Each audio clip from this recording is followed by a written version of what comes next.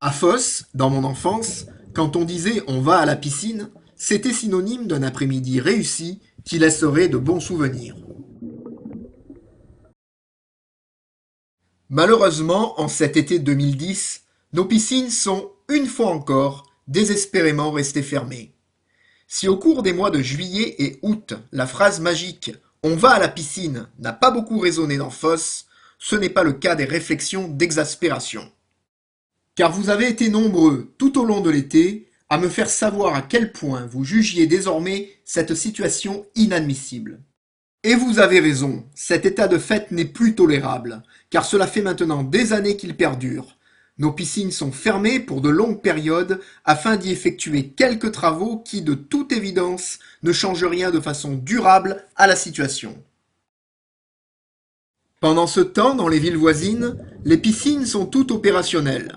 Et Martigues est même en train de refaire entièrement sa piscine municipale de Ferrières pour un budget de plus de 5,5 millions d'euros. Alors pourquoi n'en est-il pas de même chez nous? Pourquoi notre commune n'est-elle pas en mesure de faire la même chose pour ses habitants, alors même que l'on nous dit que notre budget primitif 2010 dépasserait les 60 millions d'euros?